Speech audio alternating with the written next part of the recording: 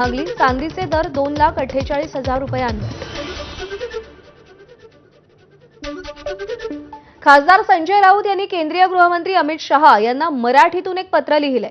महाराष्ट्रातील शहरी सहकारी बँकांसंदर्भात संजय राऊतांनी अमित शहांना पत्र लिहिलंय। 8 ऑगस्टला अमित शहा मुंबईत आले। त्यांनी एका कंपनीची स्थापना केली।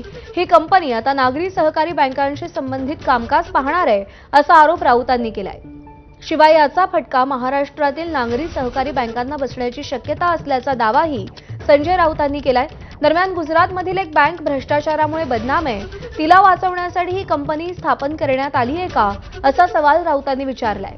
महाराष्ट्रानं गुजरातच्या दारात भीक मागायची का, मुख्यमंत्री आणि उपमुख्यमंत्री गप्प का, असे प्रश्न राऊतांनी पत्रातून उपस्थित केलेत।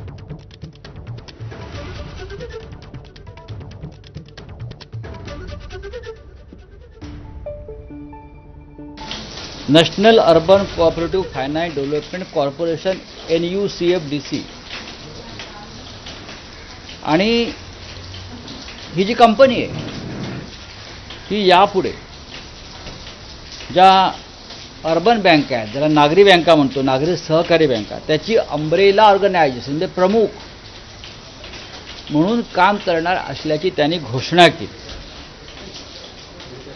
याचा सगळ्यात मोठा फटका महाराष्ट्रातील शेकडो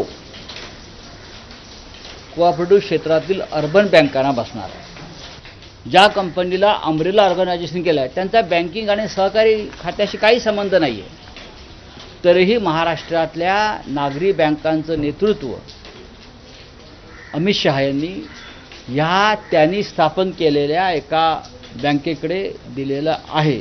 नाही, अमित शहांना असं वाटतं की मांजर डोळे मिटून दूध पिते आणि त्यांनी केलेला हा प्रकार महाराष्ट्रावर अन्यायाच्या कोणाच्या लक्षात आला नाही। त्याने हा जो प्रकार केला आहे महाराष्ट्रावर अन्याय करण्याचा, त्यांना असं वाटलं की हा गुन्हा पचला आणि त्याच्यामुळे ते तोंडाला लागलेलं रक्त, ओठाला लागलेलं रक्त चाटत परत दिल्लीत गेले। पण हा पचलेला नाही।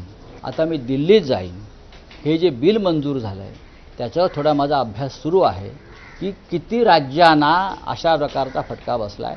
सर्व काही गुजरातच्या घशात घालण्याचा हा प्रकार। आणि यानंतरची बातमी पुण्यातून आहे। पुण्यामध्ये